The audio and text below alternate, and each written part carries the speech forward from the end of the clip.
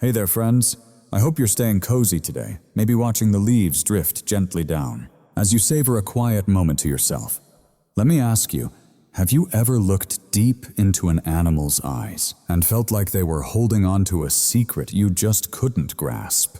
We humans often boast about our logic, our technology, and our gadgets, but sometimes the most urgent messages come without a single word. In the frozen wilderness of Montana, a veteran named Sterling Ward discovers a child's red shoe sitting on his porch. It was left there by a wild, wary German shepherd who normally mistrusts all humans, but today that dog isn't running away.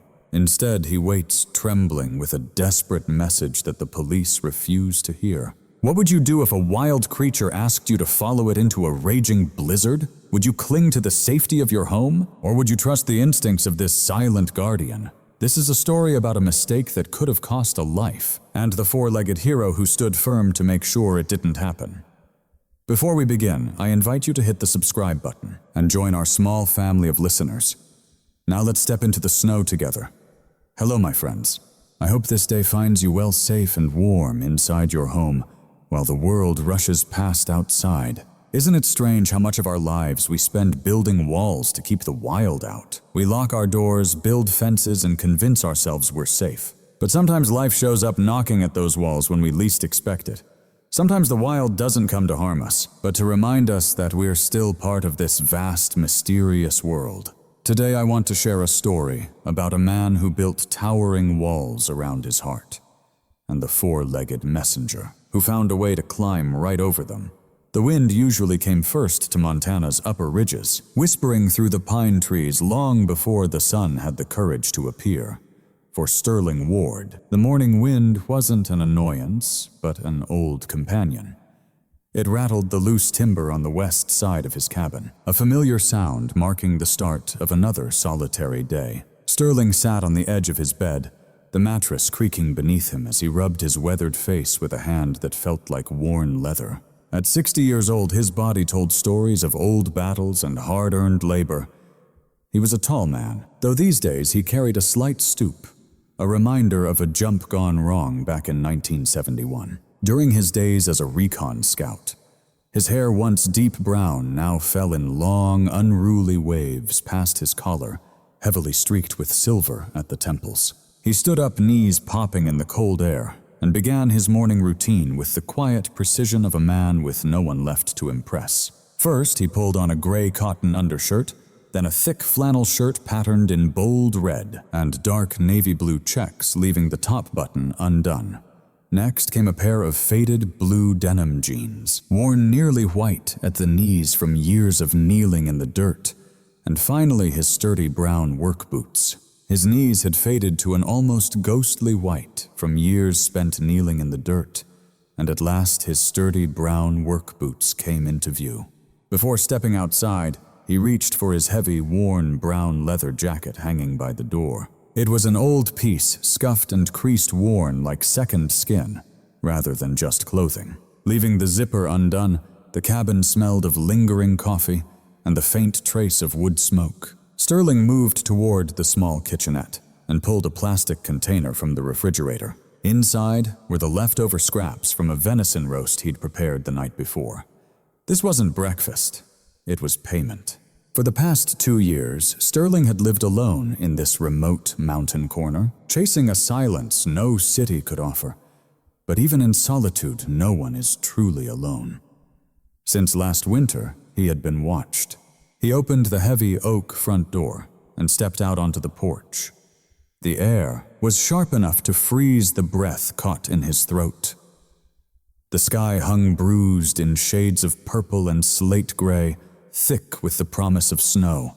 Sterling descended the wooden steps, his boots crunching on the frost-covered earth, and made his way toward an ancient oak standing about 50 yards from the cabin. He placed the meat scraps on a flat stone at the tree's base, then stepped back without waiting for a guest. This was their silent agreement, their unspoken treaty. He's out there, Sterling thought, scanning the tree line, knowing the creature's eyes were watching. It was a dog, a massive German shepherd with a coat, the stormy gray of thunderclouds mixed with silvery moonlight, a rare silver sable. Its pattern allowed it to melt into the forest shadows. Sterling called him Phantom. The animal was wild, cautious, marked by a jagged scar on his left side and a permanent limp in his back leg. Two broken warriors, sharing the mountain, respecting each other's boundaries. Sterling provided the food. Phantom kept his distance. Sterling turned away from the trees and headed back toward his porch, eager for his first cup of coffee. He climbed the 3 wooden steps, eyes locked on the door handle. Then he stopped. Something was off. The rhythm of the morning had shattered. On the gray-weathered porch floorboards, right in front of the door where he had just stood, lay a splash of color so vivid it seemed to buzz against the muted world. It was a shoe. Sterling stared down at it, his mind struggling to comprehend the sight. A small, red canvas sneaker. The kind a little kid would wear, perfect for running across a playground or chasing a ball in the park. Tiny and delicate, built for a child no older than 5. He scanned the area, instincts sharpened from countless reconnaissance days igniting. Silence blanketed the woods. The driveway was empty and no tire tracks disturbed the frost-covered road. No one had come here. Kneeling joints aching, he picked the shoe up. It was cold, but not frozen. It hadn't been here all night. It was dry despite the frost clinging to the railing. He turned it over in his broad, calloused hands. The red canvas was soiled, smeared with fresh mud, but the white rubber sole stayed relatively clean. Then he noticed the laces tied tightly in a double knot, just like a child would do. A shoe double knotted isn't something you just kick off. It must be tugged or dragged free. Sterling lifted the shoe close to his face. On its heel, pressed deep into the rubber and fabric, were clear, deliberate indentations, not the random tearing marks left by a coyote. Scavenging through trash, these were exact, precise impressions, the kind left by someone or something who had carried this shoe with reverent care. From the edge of the woods came a low, guttural growl. Sterling rose slowly, clutching the tiny red shoe in his left hand, swiveling toward the source of the sound. Phantom was there. The massive silver dog stepped out quietly from the shelter of the pines. This was the exception, because in all the months Sterling had observed him, Phantom never appeared while he was still outside. Normally, the dog waited until the door was shut and the curtains drawn before slipping over to the oak tree. But now Phantom ignored the venison scraps left on the flat stone. He stood about 20 yards away, his body taut as a drawn bowstring, hackles raised silver fur bristling along his spine. Yet his tail hung low, not in threat, but in fear. The dog parted his lips, releasing a sharp, high-pitched sound, not a bark but a whine, a desperate plea, slicing through the cold morning air. Sterling locked eyes with the creature, sensing intelligence and an urgent distress that unsettled him deeply. The dog stepped forward twice before halting, stamping his front paws against the frozen earth.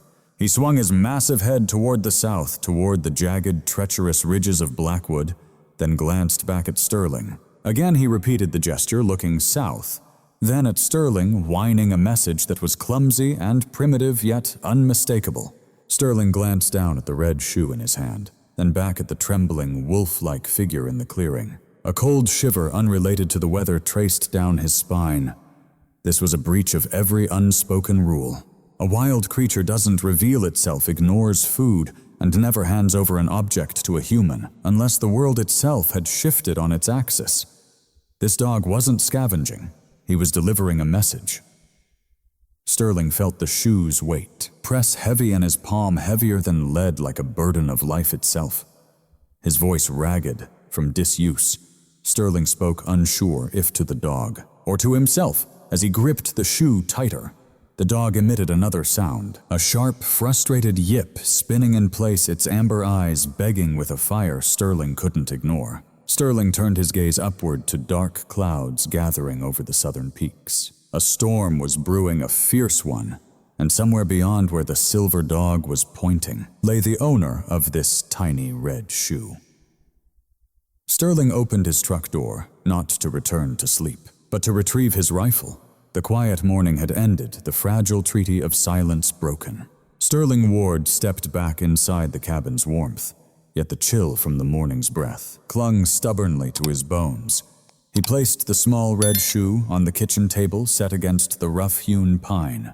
The bright red canvas screamed a piercing alarm in a room designed for silence. Moved to the corner of the living room, where an old dust-covered high-powered radio transceiver rested on a metal desk, a relic just like Sterling himself. This piece of gear was kept in working order, not for pastime, but out of pure necessity in these unforgiving mountains. Old cell coverage was an elusive ghost rarely appearing. The radio was Sterling's only lifeline to the valley below. He settled into his chair. The aged leather creaked under his weight as he flipped the power switch, and the machine hummed awake. Its amber backlight glowed softly as he tweaked the squelch, cutting through the hiss of cosmic static. "Marge, this is Sterling up at Blackwood Ridge." He spoke steadily into the handheld microphone. His voice was calm, deep, and devoid of any panic. "Are you there, over?" A moment of silence followed, broken only by the low hum of the speaker. Then a voice crackled back, warm and familiar. "Go ahead, Sterling. I hear you loud and clear. Everything all right up there?" "You're calling in early, Marge." Marge had been dispatching for the county for 30 years. She knew every rancher hermit and patrolman's voice within 50 miles. "I've got a situation." Sterling set his eyes drifting back to the red sneaker resting on the table. "Found something on my porch this morning, a child's shoe. A red sneaker, size 10, maybe 11. Looks like it belongs to that missing girl, Robin." The line fell heavy with silence. Sterling Honey Marge's tone shifted, moving from neighborly to cautious. "We've got teams combing the North Valley right now. A fisherman found a pink baseball cap near the riverbank about an hour ago. The sheriff's sure she went that way, but she's not in the North Valley, Marge." Sterling leaned closer into the mic. "I have her shoe right here. It didn't walk here on its own, a dog brought it. A feral German shepherd. He left it on my doorstep and is pointing south toward the deep woods." Before Marge could answer, a new voice cut through the transmission deeper, louder, weighted with command that demanded attention. "Sterling, this is Sheriff Thorne. I'm monitoring this channel." Sterling tightened his grip on the microphone. Sheriff Jim Thorne was a man who believed the world worked in straight lines. Good at paperwork, skilled in politics, terrible at hearing anything. That challenged his preconceived notions. "Sheriff Sterling here. You're searching in the wrong place. Listen carefully, Sterling." Thorne's voice crackled slightly as he spoke too close to his radio. "We have a confirmed sighting of a hat near the river 5 miles north of your position. SAR teams are deploying there now. We don't have the manpower to chase wild geese because a hermit saw a stray dog dragging trash around. It's not trash." Jim Sterling said, his patience thinning like ice melting in spring. "The laces are double knotted. There are drag marks on the heel. The dog didn't chew it up. He carried it. He's trying to tell us something." The radio crackled sharply before Thorne replied, his tone dripping with condescension now, speaking like one would to a confused child or a forgetful relative. "Sterling, I respect your service, I really do. But you've been perched alone up on that ridge for a long damn time. Sometimes the silence messes with a man's mind. That dog's a scavenger, probably dug that shoe out of a dumpster 3 days ago. Then just decided today would be the day to drop it in your yard. Listen, I'm warning you, do not, and I mean do not wander out into those woods. There's a storm front rolling in fast. I don't want to have to send a crew out here to save you too. Stay inside, that's an order, get it?" The line went dead-ending with a sharp click. Sterling stared at the radio, the amber light flickering like it was mocking him. He'd been brushed aside, dismissed as a crazy old man spinning tales about some mythical dog. He released the transmit button, knuckles white with tension, knowing exactly what Thorne believed, just another victim of time's cruel erosion. A man whose mind was slipping away, crumbling like the mountain soil beneath his feet. But Thorne didn't see that old shoe. Thorne didn't even meet the animal's eyes outside. Suddenly, a sharp sound shattered the stillness through the thick timber walls of the cabin. It came from the porch. Phantom the dog hadn't fled. He was still there, pacing back and forth right outside the door. His claws clicked rhythmically on the wood floor as he made that sound again, a continuous haunting whine. High-pitched and trembling, rising and falling in a frantic, desperate loop. Sterling shut his eyes, the sound drilling deep into his skull. It wasn't just the cry of a troubled dog. To Sterling, it was the echo of a memory he'd fought to bury for 40 long years. The cabin melted away. The scent of pine and stale coffee faded, replaced by the heavy, damp rot of a jungle floor. 1971. The air thick with smoke and the sharp, metallic tang of blood. Sterling was young, then his hands, steady eyes sharp, crouched behind a fallen log, fiddling desperately with the dials on a heavy field radio. Lying beside him was Jackson Corporal Jackson, the kid from Ohio who loved to talk about baseball and his mother's apple pie. Jackson was bleeding out. A sniper's bullet found him. Sterling screamed into the handset, calling for extraction, calling for a medic, calling for anyone. But there was no reply. No Marge. No sheriff, just static and agonizing high-pitched roar of white noise. The frequency was dead. The battery was dead. Or maybe the whole world was dead. Jackson looked up at Sterling, eyes wide and desperate, mirroring the panic swelling deep in Sterling's own chest. Jackson tried to speak, but only a faint wheezing escaped the cruel whistle of a punctured lung, the static's harsh howl blending with the sound of his friend dying. A tragic duet of failure. Sterling sat there helpless, listening to the signal fade until only silence remained. He survived, but a piece of his soul stayed behind in that jungle caught in the ghostly frequency. Sterling opened his eyes, gasping like he'd just broken the surface of deep water. The sound was still coming from the porch. The dog's desperate whine, the pitch exactly the same. It was the frequency of despair. The cry of a life begging for rescue before the power runs out. Sterling glanced at the silent radio resting on his desk. The connection was severed. Thorne had cut the line, letting the signal fade into nothingness. Not this time. Sterling whispered, his voice low, but charged with fierce determination. The trembling in his hand ceased, the fog of memories lifting, burned away by a sudden surge of adrenaline and clear purpose. He was no longer lost in the jungle. He was in Montana, standing tall and ready, kicking back his chair with renewed strength. Crossing to the corner, he unlocked the gun cabinet with the key on his belt, reaching in to pull out his trusty rifle. It was a lever-action Winchester, meticulously oiled and primed. He checked the chamber, the metallic click, confirming its readiness in the quiet room. Sterling grabbed a box of cartridges, sliding it into his pocket with swift, confident movements. Next, he turned to the coat rack and took down the heavy brown leather jacket, the one he'd worn since returning from service. That jacket had shielded him through countless harsh Montana winters. He slipped it over his shoulders, feeling its stiff, cold weight. As he zipped it up, a shift came over him. He was donning his armor, reclaiming the role he thought he'd left behind for good. He picked up the red shoe from the table, tucking it deep into his jacket pocket. It would serve as the crucial scent guide for their mission. Sterling moved toward the door, pausing for a moment, his hand hovering over the cold brass knob. He understood what waited outside: a ruthless storm, a blizzard fierce enough to bury a man within the hour. Aware of his failing knees, his weary heart, and the sheriff's inevitable anger, he hesitated, but outside, the dog whined once more. "I hear you," Sterling thought, reading the message loud and clear. He flung the door open, the icy wind striking him like a powerful blow. It whipped strands of his long hair across his face, phantom-spun silver fur bristling, and immediately silenced his whine. The dog's eyes locked onto Sterling's rifle, then lifted to his face. Phantom neither cowered nor fled. Instead, the dog let out a sharp, concise bark, a sound of acknowledgement. He lowered his head with quiet respect. Turning his body southward, Phantom took tentative steps forward, glancing back to ensure Sterling was right behind him. Sterling stepped off the porch, his boots sinking into the frosted earth.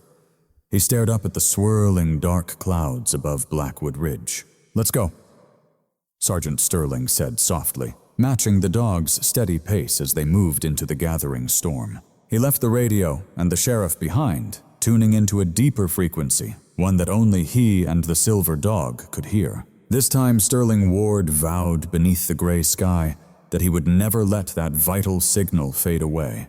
The gravel road winding from Sterling Ward's cabin was less a path and more a rugged scar carved into the mountain's side. It was narrow, bordered by towering pines that bent and creaked ominously in the growing gale. Sterling walked with steady, measured strides, his rifle slung over one shoulder, eyes locked on the silver silhouette ahead. Phantom moved ahead, not sprinting now, but trotting with a proud, confident posture, head held high. His nose twitched as he sampled the frigid air. Every few steps he paused to look back at Sterling. It was an unspoken dialogue, patient trusting their partnership solidifying with every silent step. They hadn't traveled more than a quarter mile when the distant rumble of an engine broke through the stillness. The stillness of the morning shattered as Sterling's focus was broken. He didn't turn around already knowing that sound. It was the heavy, labored growl of a V8 engine struggling to haul a loaded vehicle up a steep grade. The tires crushed against loose stones, popping and grinding loudly as the vehicle closed in behind them. The vehicle eased alongside Sterling. Slowing to a crawl, it was a white SUV. The doors bore the gold and green emblem of the county sheriff's department proudly displayed on the side. The window rolled down with a faint mechanical hum. "Mr. Ward," a voice called out, young yet trembling with a lack of confidence. "You need to stop," the voice said with hesitation that betrayed inexperience. Sterling kept pacing without glancing at the driver. "I'm just out for a walk, Deputy," he replied flatly. "Last I checked, this was a free country." The cruiser surged forward, cutting in front of Sterling and angling toward the ditch to block his path. The brakes squealed softly as the vehicle came to a halt. The driver's door swung open and a young man stepped out. It was Deputy Landon Bryce, no older than 25, his uniform sharp and meticulously pressed. His boots gleamed with a shine totally out of place on a Montana dirt road. His face was clean-shaven, and his eyes, wide and blue, held the nervous tension of someone uncertain about the orders they've been given. "Sheriff Thorne sent me," Bryce announced, stepping around the front of the cruiser. He didn't reach for his weapon, but his hand hovered near his belt, a nervous tick. "You're interfering with an active investigation. He wants you back in your cabin," Bryce said. "There's a storm coming and no one will be sent to rescue you if you get lost." Sterling came to a halt, drawing a deep breath to fill his lungs with the sharp, frigid air. He turned to the young deputy, really seeing him for the first time. He recognized a good kid, a kid who wanted to do right, but was seeing the world through a rule book, not his own eyes. Phantom had stopped, too. The great silver dog now stood about 10 yards ahead, his gaze fixed intently on the newcomer with a fierce intensity that could make lesser men retreat. He didn't growl, but his stillness was a silent warning. "Landon Sterling," he said, using the boy's first name, having known Landon's father, the local mechanic. "Look up at the sky. What do you see?" Bryce blinked, caught off guard. "Clouds. Dark ones. Snow's coming." "Exactly why you needed to go home," Sterling said calmly. He shook his head slowly. "No, you see weather, I see a clock counting down." Reaching into his jacket pocket, Sterling pulled out a single bright red shoe. He held it up the vibrant canvas stark against the gray forest backdrop. "Thorne thinks this is just trash," Sterling said. "He says a scavenger brought it in. Look closer, Deputy." Sterling stepped nearer to Bryce, holding the red shoe out. Bryce hesitated, then leaned in. "Look at the laces," Sterling commanded. They were double-knotted in a tight, flawless bow. A wild dog chewing on a shoe for amusement wouldn't waste time like that. It would have shredded the laces in seconds, torn out the tongue. "Now look at the heel." "This is nothing but trash," Thorne scoffed, but Sterling interrupted. "A scavenger brought this in. Take a closer look, Deputy." Sterling stepped forward, holding out the shoe. Bryce paused, then leaned in as Sterling ordered focus on the laces. They were double-knotted into a tight, flawless bow. A feral dog playing with a shoe would have shredded those laces in seconds. The tongue would be torn to shreds by now. Just look at the heel, untouched by teeth. Sterling turned the shoe over his calloused finger, tracing 2 clear impressions pressed into the rubber sole. "Canine's top and bottom," Sterling said. "But notice the angle. These aren't puncture wounds from a bite meant to kill. Nor are they tears. These are drag marks, gentle pressure. He carried this. He didn't play with it. He brought it to me because he couldn't untie the knot to get it off the foot. He was trying to save." Bryce stared at the shoe. The reasoning was simple, forensic, undeniable. He swallowed hard, his Adam's apple bobbing nervously. "That still doesn't mean she's down here," Sterling said. "The dog could have found it miles away." Sterling lowered the shoe and gestured toward Phantom. "Look at the dog, Landon." Bryce looked where Sterling pointed. Phantom stood on a rise along the road. His nose lifted high against the wind nostrils wide as he tested the currents of air flowing down from the ridge. "What's he doing?" Sterling asked. "He's smelling," Bryce replied weakly. "He's air scenting," Sterling corrected sharply, his voice firm and commanding. "Most folks think tracking dogs keep their noses in the dirt. That's ground tracking following trails that are hours old. But when a dog raises his head like that facing the wind, it means the scent is airborne, the source isn't far off. And the wind is carrying it right to him." Sterling stepped closer to the deputy, invading his personal space, forcing him to face the truth. "Sheriff Thorne is sweeping the river bottoms because he found a hat. A hat floats in the wind, Landon. A hat drifts on water. A hat moves. But this dog," Sterling's voice was steady. "He's locked on." Bryce glanced back at the cruiser, where the radio was buzzing with soft, indistinct chatter from the search party. "Thorne is miles away," Bryce said, his voice cracking slightly. "He said the dog's just a stray. He said I have to bring you in." Sterling let out a short, harsh laugh, a sound stripped of any humor. Thorne sitting in a warm office staring at a map. Sterling said, "And here I stand, staring at a creature who's survived out here alone for 2 years. Sterling pivoted and pointed a finger at Phantom, who now whined softly, a high-pitched vibration slicing through the wind. "That animal out there has 300 million scent receptors packed into his nose." Deputy Sterling whispered, his voice gravelly, weighted with meaning heavier than a shout. "His brain's wired to interpret the world in ways you and I couldn't even begin to grasp. He can smell fear. He can smell sickness. And right now he smells a child." Sterling leaned in, locking eyes with Bryce. "So you've got to ask yourself one thing, son, and you need to answer it right now. Do you trust that crackling radio in your car, managed by a man whose biggest worry is his re-election? Or do you trust 300 million years of evolution standing right there on that ridge?" The silence that followed was thick and heavy. The wind whistled mournfully through the pine needles, a lonely, haunting sound. Bryce looked down at the radio in his car, then up at the rugged old man in the leather jacket, and finally at the silver dog waiting patiently. "And now you have to decide, do you trust that static-filled radio in your car controlled by a man obsessed with his re-election? Or do you trust 300 million years of evolution standing right there on that ridge?" The silence that followed weighed heavy on them.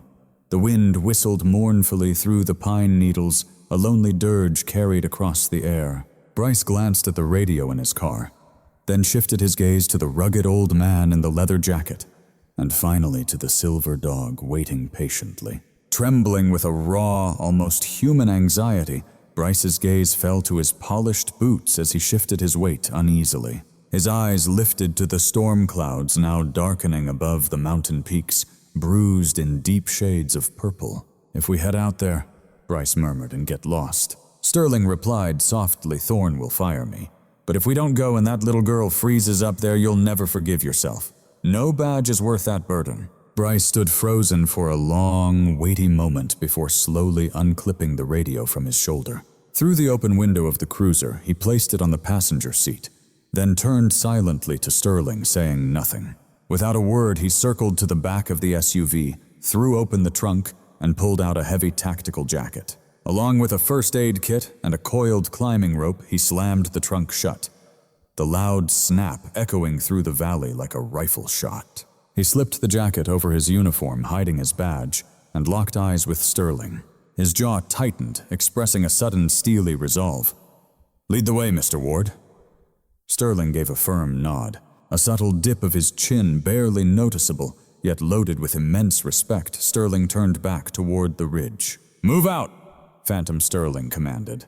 The Silver Shepherd needed no second call. He spun on his heel, his tail flicking once as if to acknowledge, then plunged into the brush beside the road. He shunned the easier path, diving headlong into the thick, thorny undergrowth of Blackwood Ridge. Sterling followed, brushing aside the branches that clawed at his jeans. Behind him came the heavy footfalls of Deputy Landon Bryce, stepping off the safety of the road and venturing into the wild unknown. The trio slipped into the shadow of the towering trees, just as the first snowflake drifted down. It landed softly on Sterling's shoulder, bright white against his worn brown leather jacket, a stark warning. Time was against them now. They were walking squarely into the heart of the brewing storm.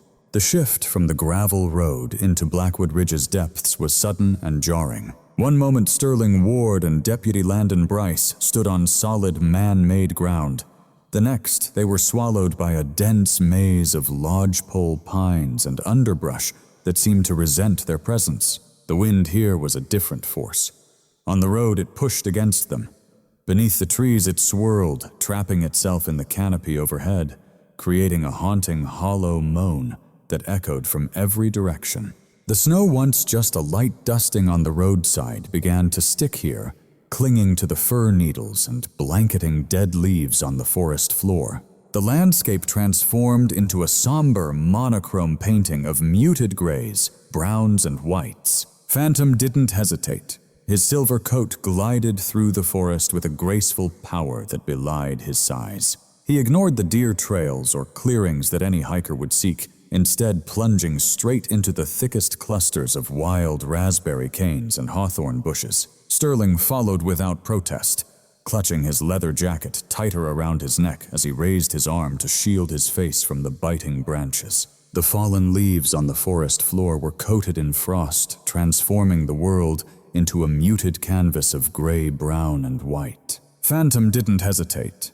The silver German shepherd moved with a sleek grace that defied his imposing size. Rather than following worn deer paths or gaps between trees like a hiker would, he plunged straight into the thickest patches of wild raspberry bushes and hawthorn thickets without hesitation. Sterling trailed behind, silently pulling his leather jacket tighter around his neck and raising his arm to shield his face from the prickling thorns. As he pushed through the tangle of sharp, bare branches, the thorns scraped against the rugged leather. The sound was like dry nails on a chalkboard echoing behind him as Landon Bryce struggled to keep pace. "Why the hell are we going this way?" Bryce gasped, ducking under a low branch that snagged his tactical vest. "There's a game trail just 10 yards to the left. This thorny mess makes no sense," he complained, breath heavy. Sterling paused briefly, waiting for the younger man to free himself. Without looking back, his eyes fixed on the silver silhouette moving ahead of them. "Because we're not following a hiker," Landon Sterling said, voice low, but cutting through the cold wind. "We're tracking a terrified 5-year-old child." He motioned with a gloved hand toward the thick wall of brambles. Phantom had just slipped through moments before. When a child gets lost in these woods, fear grabs hold fast. Panic takes over in minutes. They don't try to find a trail. Instead, they hide, overwhelmed by their own smallness. They crawl beneath bushes, squeeze through rocky gaps, trying desperately to vanish. Because out here, the forest feels like a giant beast. Sterling faced the deputy, his cheeks flushed from the cold, but his eyes steady with resolve. Phantom understands this. He's not tracking footsteps, he's tracking fear itself. Bryce fell silent, absorbing the weight of that. He nodded once, tightened his collar, and pushed forward, following Sterling into the dense thicket. The lesson was clear and accepted. They pressed on for another 20 minutes in harsh silence, the land growing steeper and more unforgiving. The snow-covered ground was rugged and deceitful roots hidden beneath, ready to trip them up. Sterling's knees, scarred from a jungle leap decades ago, throbbed with a dull, steady ache. Gritting his teeth, he forced himself to keep pace with the relentless dog leading the way. Suddenly, Phantom froze before a thick patch of wild rose bushes, their stems lined with sharp, unyielding thorns. The dog turned his head, slowly locking eyes with Sterling, then lowered his nose toward a single jagged branch about 2 feet off the ground. Sterling moved cautiously, kneeling in the snow, despite the protest from his aching joints. Leaning close to where Phantom indicated, he spotted a tiny scrap of fabric snagged on a hook-like thorn. Smaller than a postage stamp, a fraying denim piece with faint pink stitching fluttered wildly in the wind. A desperate little banner in this harsh wilderness. Sterling reached out gently, freeing it from the thorn's grip. Holding the ragged fragment up to the gray light, he murmured, "Pink stitching." Then he turned to Bryce. Behind him, Bryce was breathing hard. "Does the missing report say what Robin was wearing?" Fumbling with numb fingers, Bryce pulled a small notebook from his jacket and flipped it open. Ah, yes. Blue jeans with pink embroidery on the pockets, a purple puffy coat, red sneakers. Sterling clenched the scrap tightly. This wasn't just some random piece found miles from a river, it was a shard of the truth right here in the wild. "She came through here," Sterling said solemnly. "This is the line we follow." Bryce looked from the fabric to the dog. The doubt that had clouded his face melted away, replaced by a growing, grim understanding. "I get it," he whispered. He knew exactly where her pants had caught he was focused, Sterling said as he stood up. "Now it's our turn to act." They pressed on as the snow began to fall harder, the flakes growing bigger and heavier. The ground became completely blanketed in a white veil, hiding every root and rock beneath, making the forest floor a hidden trap. The world seemed to shrink around them. With every step up the steep ridge, the view blurred more and more. Sterling's sharp eyes, trained to notice the slightest oddity in a landscape, caught a sudden splash of color against the untouched white snow. At first it was red. His heart pounded against his chest, thinking it might be another shoe, or worse, a piece of the purple coat. But as he drew closer, he realized the red was a liquid. It was one perfect drop of blood, vivid crimson stark against the pristine snow. Sterling came to a halt, scanning the trail ahead. Another drop appeared 3 feet away, then another, a trail of red breadcrumbs climbing the slope. Is that her?" Bryce's voice cracked with fear. "Is she hurt?" Sterling crouched, studying the blood. It was fresh, not frozen yet. He observed the pattern, the drops set in a steady rhythm trailing just off the center line of the path. No, Sterling set a heavy knot tightening in his gut. "It's not her." He looked up. Phantom was 10 yards ahead, paused on the ridge crest waiting for them. The dog stood framed against the storm-darkened sky, a majestic, ghostly silhouette. But even from here, Sterling could see the faintest tremble in the dog's left hind leg, the very leg marked by an old scar. Sterling hurried forward, pushing his own aching legs faster than they wanted to move. "Phantom," he called softly. The dog turned his head but didn't sit. His amber eyes burned with frantic energy. Shifting his weight, Phantom lifted his injured back paw briefly, then set it down again. Sterling reached Phantom and sank to his knees in the snow. "Let me see," he said gently, commanding calm. He grasped the dog's left leg carefully. Phantom flinched, a ripple of muscle tension rolling through his spine, but he let Sterling touch him. Sterling brushed the snow away from the dog's hock and found the old scar tissue, a thick, hairless streak of pink skin from a long-ago battle now split open. The rugged terrain, the brutal climb, and the biting cold had taken their toll. The wound was raw, angry, oozing fresh blood that dripped steadily onto the ice. Every step must have been agony for the dog, a ripping, burning pain with every step up the mountain. Sterling's heart cracked a little. He knew this pain well. He knew what it meant to push a body beyond its breaking point when the mission demanded it. "Easy, soldier," Sterling whispered, reaching into his pocket for a handkerchief. "Let me wrap this up. We need to rest for a moment." As he moved to bind the wound, a low rumble vibrated through Phantom's chest. It was a growl. Sterling froze, looking up. Phantom didn't glare with anger. His ears weren't pinned back. He looked at Sterling with nothing but pure, desperate resolve. The growl wasn't a threat. It was a refusal. Phantom jerked his leg away from Sterling's hands and took a step back, nearly stumbling. Then, steadying himself, he gazed southward into the blinding white veil of the incoming blizzard and let out a sharp bark. "No," Bryce whispered softly, responding to the dog's cry. He stood over them, eyes wide, fixated on the dog, aware that every second they lost was critical. Sterling said, slipping the handkerchief back into his pocket, fully aware the storm would soon erase her scent. Phantom didn't wait for a signal. He pivoted and plunged back onto the trail, limping heavily, his stride now uneven. His body leaned low with each strike of his wounded left leg, yet his pace never faltered. If anything, it quickened. Pushed by a resolve beyond flesh and bone, Sterling watched him move, the fresh droplets of blood marking a path on the pristine snow. He's hurting himself just to find her, Bryce murmured, his voice filled with quiet reverence. I thought he was just a stray, Sterling admitted, standing and brushing snow from his jeans.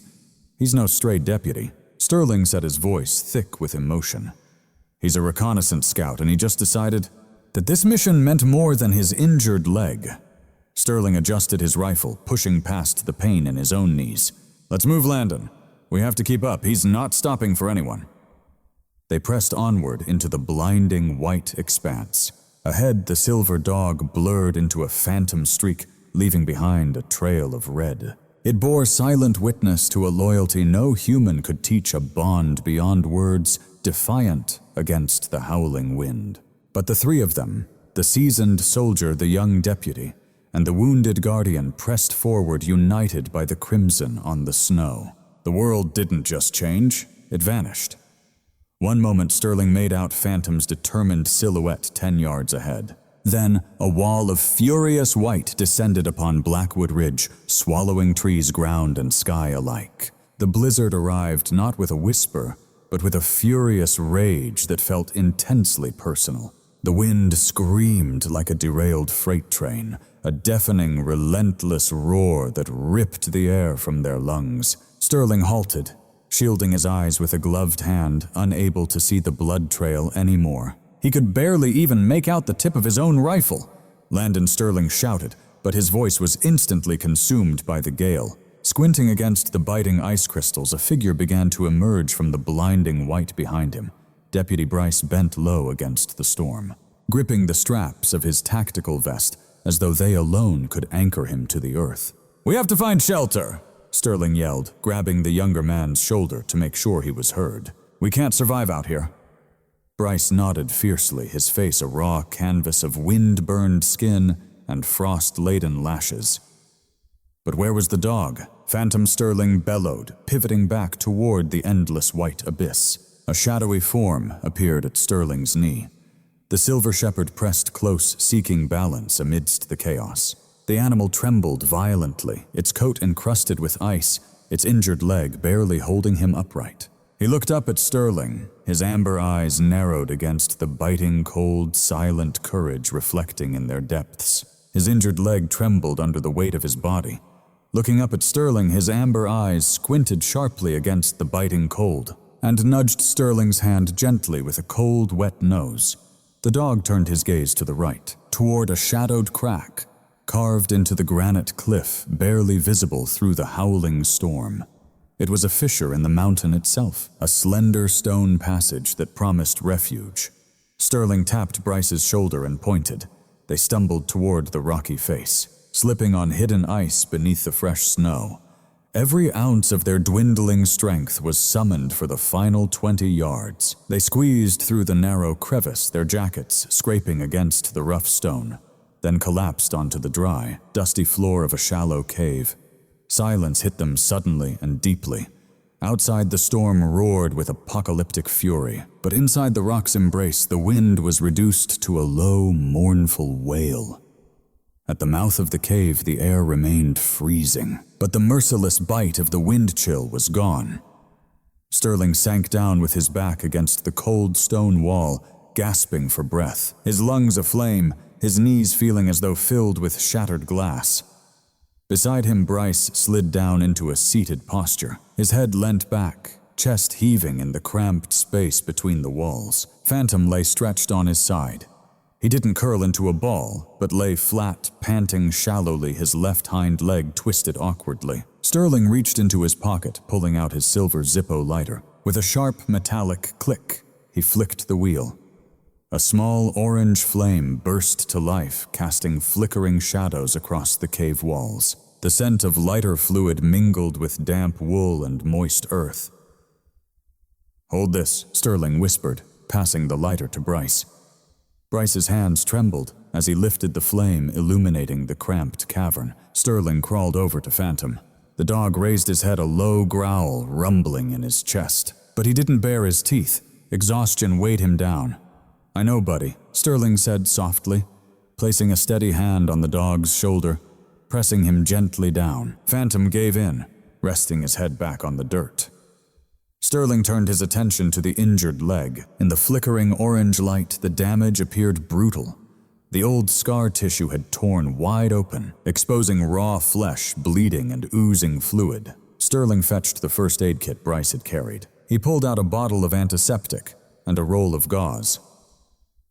"This is gonna sting," Sterling warned, pouring the liquid over the wound. Phantom's body stiffened. A sharp yelp pierced the cave's quiet, echoing off the stone walls, followed by a guttural whimper. But he didn't snap or bite. Instead, he buried his muzzle in the dirt, enduring the agony with a stoicism that would humble most men Sterling had ever met. Sterling moved swiftly, wrapping the gauze, snugly binding the leg with steady, practiced hands. "You've done this before," Bryce said softly, watching Sterling's movements, not on a dog, but like patching up a person. Sterling finished tying off the bandage, then sat back, wiping the blood from his hands on his jeans, gently stroking Phantom's head. The dog exhaled a long, weary sigh and closed his eyes, finally surrendering to rest. 1971. Sterling whispered, his voice fading into the shadows of the Central Highlands. Bryce lowered the lighter slightly. The flickering flame cast shadows across Sterling's weathered face, the deep creases around his eyes carved even more profoundly by the firelight. "Is that how you learned about radios?" Bryce asked, recalling the static Sterling mentioned earlier. Sterling's gaze remained fixed on the dancing flames. For a long moment he fell silent, listening intently to the wind howling beyond the cave entrance. "Jackson was his name?" Sterling began, his voice rough as gravel. "He was just 20 years old, from Ohio. Had a laugh that could make you forget where you were. We were a small recon team deep in thick, unforgiving bush. Then we walked right into an ambush." Sterling shifted, pulling his worn leather jacket tighter around his frame. "We took cover behind a fallen tree. Jackson took a bullet to the chest. It was bad." Sterling's voice faltered. "I dragged him back and grabbed the radio to call for a dust-off a medevac." He paused, eyes glazing over as if reliving the moment. "I could almost feel another jungle, a different kind of humidity pressing in. I squeezed the handset, screamed for help. But the radio's it had taken a hit too. Or maybe the battery died, I don't know. All I heard was static, just a hiss." He exhaled, imitating the chilling sound. "White noise, a hollow, ghostly whisper in the cave. Jackson had looked at me. He saw me smashing that radio, trying to find a signal. He grabbed my wrist, his hand soaked in his own blood. He stared deep into my eyes and whispered, 'It's okay, Sterling, don't worry about it.' Then the static stopped. And so did he. The silence that followed in the cave was suffocating heavy, like the weight of a 50-year-old spirit." Phantom shifted in his sleep, releasing a soft groan. "This morning when I heard this dog," Sterling kept speaking, nodding toward the sleeping animal, "he stood on my porch and whined. It was that same exact pitch. It sounded just like that dead radio, like a signal slowly fading away." Sterling lifted his eyes to Bryce, the young deputy's amazement reflected in the tiny, flickering flame. Filled with fresh understanding, Bryce no longer saw a crazy hermit. He saw a man who'd carried an unbearable burden for half a century. "I couldn't save Jackson," Sterling whispered. "I couldn't get the signal out." Then he reached down, resting his hand on Phantom's flank. Feeling the slow, steady rise and fall of the dog's breath, Sterling's voice grew resolute. "But today the radio works," he declared firmly.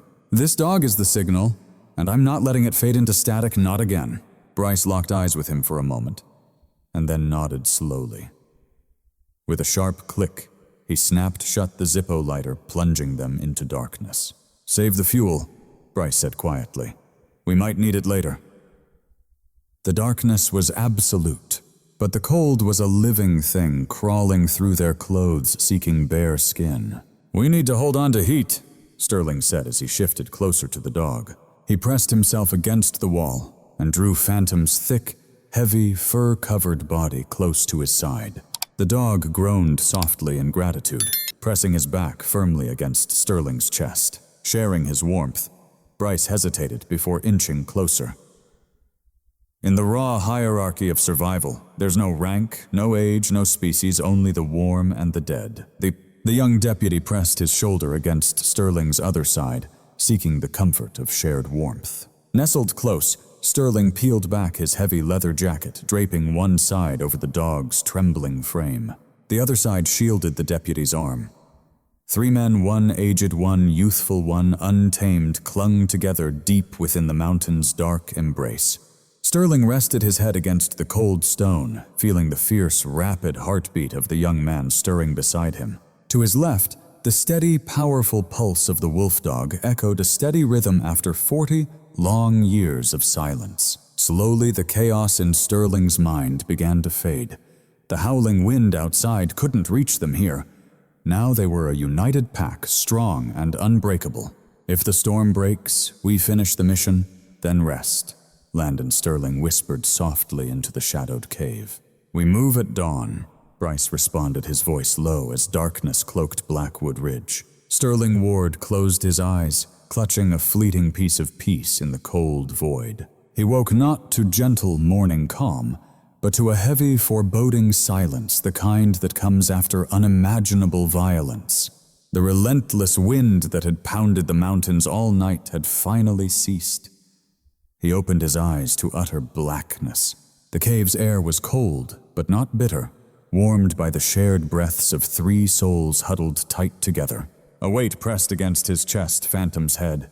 The great silver beast breathed slowly, steady, a guardian in the dark. Sterling's body eased into sleep nearby. On the other side, Deputy Bryce's gentle snoring whispered of youthful exhaustion. Sterling lay still, letting his aching joints slowly come to life in the quiet. Carefully shifting, he moved his left arm to his face, mindful not to disturb the others. With a press of a button on his digital watch, a soft green glow lit the dial 6:30 in the morning. He sat upright, his back protesting loudly, as the motion startled Phantom, who immediately lifted his head. The dog's amber eyes caught the faint green light from the watch, steady and watchful. Morning Sergeant Sterling murmured, his voice rough from disuse. "Time to get moving." He nudged Bryce gently by the shoulder.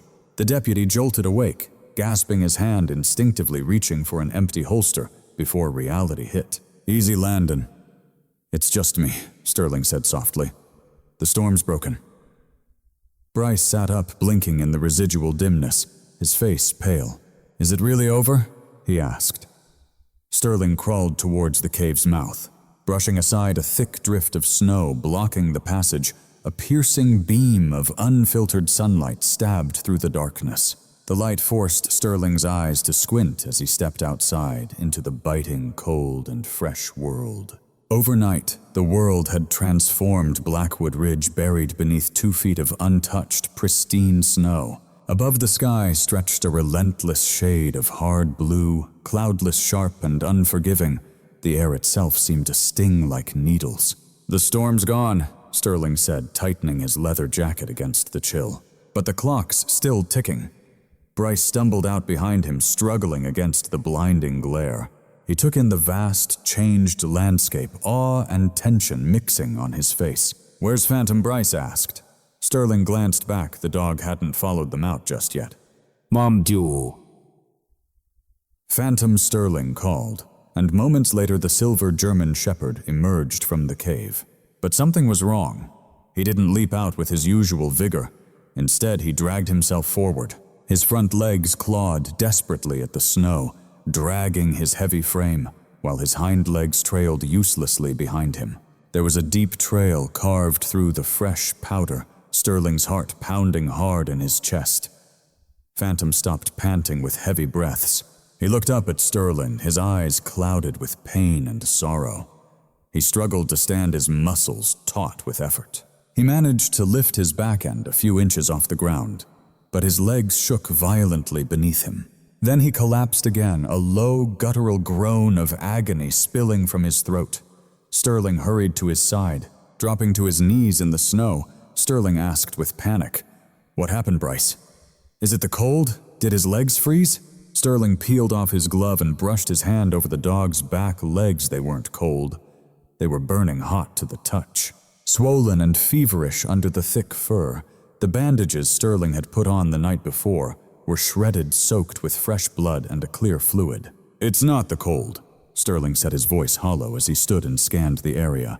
His eyes fell on the dog lying helplessly in the snow, then on the bloody trail they had followed just yesterday. Finally, Sterling looked toward where Phantom's eyes were fixed.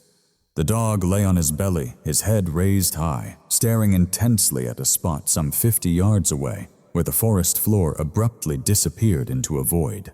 "He wants us to go there," Sterling said quietly. "But he can't make it. He's done." The weight of the truth settled heavily on him. Sterling, with the force of a heavy blow, stared at Bryce, urging him to stay close and keep warm. Sterling moved toward the edge. The snow here was thick, drifting up against something hidden beneath. He pushed through the powder until the ground suddenly vanished beneath his feet. He froze, peering over the cliff.